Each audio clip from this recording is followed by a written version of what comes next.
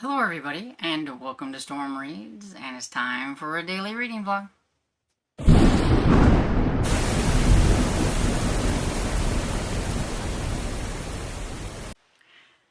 Good afternoon. I'm popping in here to give you a little bit of an update before I go downstairs, and so talk about what I have read last night after I got done talking with you.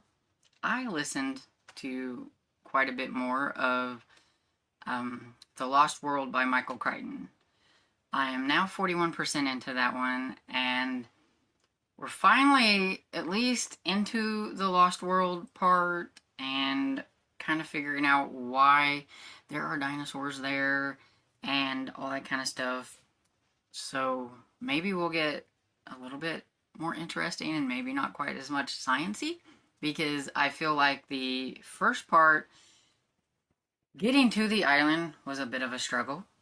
There's a lot of sciencey jibber jabber about all that kind of stuff and the evolution of the paleontology this and the whatever and stuff like that. But at least now we're there where the dinosaurs are and finding out why they are there. And we have a couple of stowaways that are younger, and it seems to be kind of a ploy with a lot of these Jurassic Parks. Even in the movies, there's always like a younger crowd there having to try to survive. So, I guess that's just a Jurassic Park thing. And I read my chapter in The Case of the Counterfeit Eye by Earl Stanley Gardner. I am currently now on chapter 10, which is page 110. Okay, this chapter was kind of funny because it has Mason wanting to talk to Mrs. Bassett, who is in the hotel room, thinking that she is going to maybe make a run for it, and that's just a stop-off. And she doesn't realize that the police are out there. They know exactly where she's at. They've been listening to her conversations and everything like that. Mason and Drake are trying to get in there around the police, pretending to be window washers on the hotel, and so they're on the outside and they find, knock on the window so that they can talk to her or whatever. And she's like, "What are you doing here?" and all that. And he tells her that, you're not getting away with anything. If you're thinking about running, like, the police know exactly where you are. If they want to bring you in, they can just bring you in. And proceeds to just talk to her about everything. Of course, she tries to lie about things, and he's like, "Hey, I already know about this, that, and the other." And so she's like, "How do you know this thing?" and stuff. So he's talking to her. The sergeant down below sees them.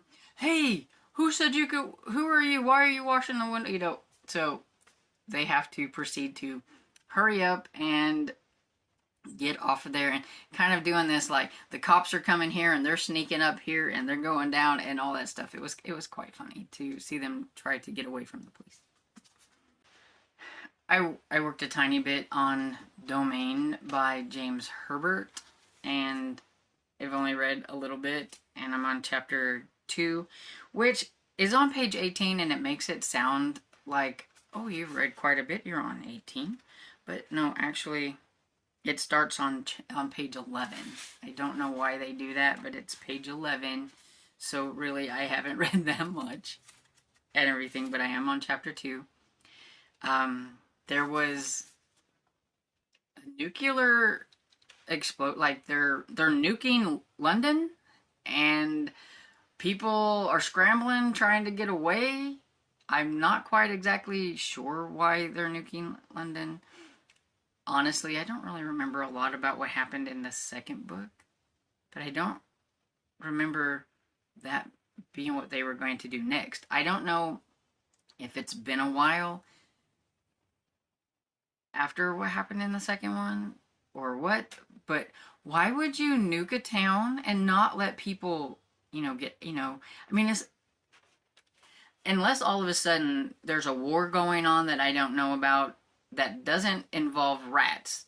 I'm not quite sure why they wouldn't let the Londoners get out of town first. before they decimated the city trying to get rid of the giant rats. So I'm not quite sure what's going on exactly. We're just along for the ride. There was one of the main characters, Alex.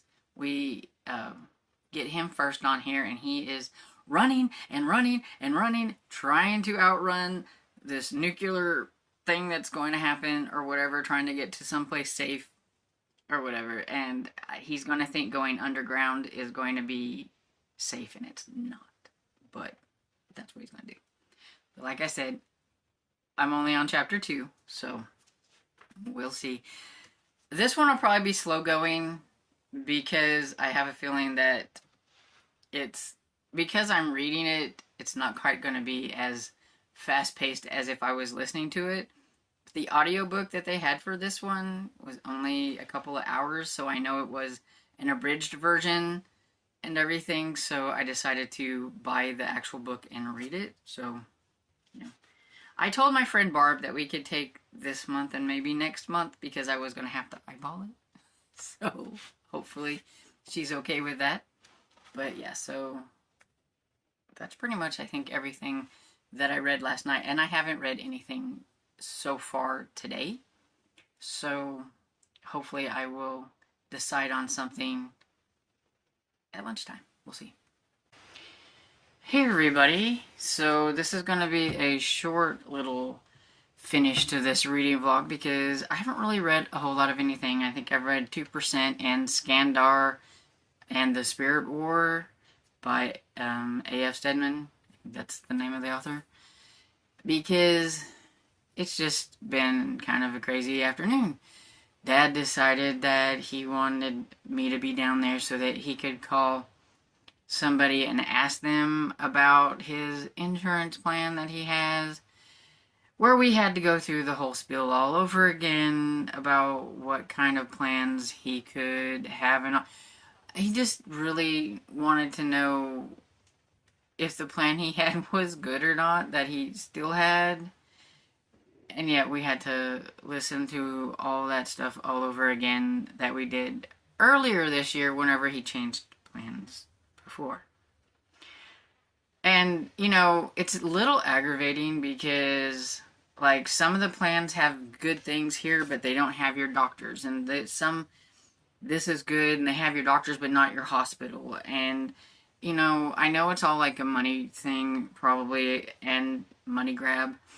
But why can't an insurance, a Medicare, or whatever it is, just let you use who you want to use? So he ended up just staying with what he already had and everything. And it's kind of sucks because, like, I mean, the one that he has, if you go to like a specialist or whatever, the copay is going to go up like $10 from $30 to $40, so that kind of sucks.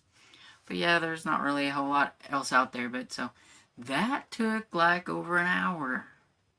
If anybody's ever been on the phone with those people, oh, I have a headache. And then I made a video, and I was editing on a video, and so then I couldn't listen to anything while I was doing that. So yeah, I just haven't really, I have not really read anything today, hardly at all, and it's kind of a bummer.